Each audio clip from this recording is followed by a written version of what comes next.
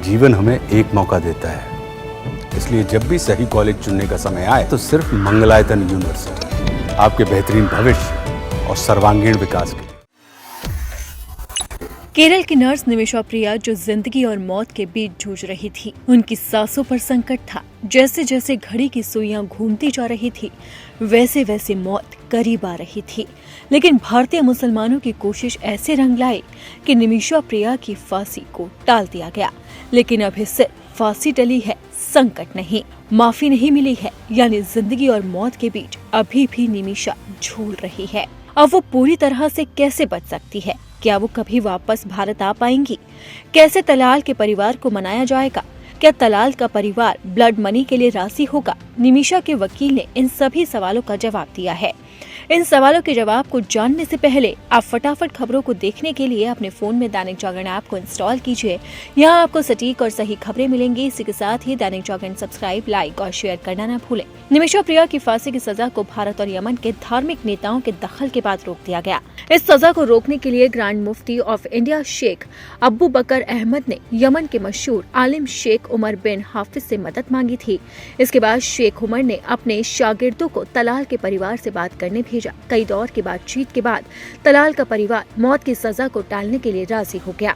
वहीं अब निमिषा के वकील का बयान भी सामने आया, जिसमें उन्होंने बताया कि आखिरकार तलाल का परिवार कैसे बातचीत के लिए राजी हुआ और दोनों के बीच में क्या क्या बात हुई। उन्होंने कहा कि अब हमारे पास समय है और हमें उम्मीद है कि हम पीड़ित परिवार के साथ बातचीत को सफलतापूर्वक आगे बढ़ा सकते हैं। वकील ने कहा कि यमन सरकार का हम आभार जताना चाहते हैं। हम पीड़िता के परिवार के साथ बातचीत करेंगे और हमें 100% यकीन है कि उन्हें मनाया जा सकता है। हम उनकी जान फांसी से बचा सकते हैं। हमें परिवार के साथ बातचीत करनी होगी, हमें उन्हें ब्लड मनी देनी होगी। इसीलिए हम पीड़िता के परिवार के साथ चर्चा करेंगे। लेकिन हमारी चुनौती ये थी कि 16 जुलाई के लिए फांसी तय होने के कारण कोई समय नहीं था। अब हमारे पास वक्त है, हम उनके साथ बातचीत कर सकते हैं। इसी के साथ ही वकील ने ये भी बताया कि तलाल के भाई पहली बार बातचीत की टेबल पर आए और वो भी भारतीय मुसलमानों की पहल के बाद। और उसके बाद तलाल के भाई से पूरी रात बातचीत की गई, जिसके बाद 15 जुलाई की सुबह निमिषा प्रिया की फांसी को टाल दिया गया। लेकिन अभी फांसी रुकी नहीं है और अब सबसे बड़ी चुनौती है कि आखिरकार निमिषा प्रिया को फांसी के फंदे से कैसे बचाया जा सके। निमिषा के वकील ने कहा कि भारत सरकार और अन्य एजेंसियों का आभार व्यक्त करते हैं, जिन्होंने प्रक्रिया में हमारा साथ दिया। अब आखिरकार हमें आंशिक राहत मिली है। हम बातचीत के लिए उनसे और अधिक समय मांगेंगे ताकि मौत की सजा को कम किया जा सके। यमनी कानून के अनुसार कोई और रास्ता नहीं है, क्योंकि हमने सभी कानूनी उपायों का उपयोग कर लिया। यमन में अब निमिषा की सजा को कम किया जा सकता है।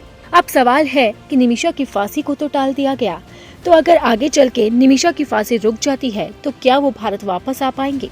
इस सवाल के जवाब में अभी वकील ने कुछ नहीं कहा है। उनका कहना है कि सबसे पहली चुनौती निमिषा को फांसी से बचाना है। उसके लिए हम तलाल के परिवार से संपर्क करेंगे। अगर वो ब्लड मनी के लिए राजी होता है तो निमिषा को पूरी तरह से बचाया जा सकता है। तो अब देखना होगा कि आखिरकार ये चुनौती किस तरह से पूरी हो पाती है।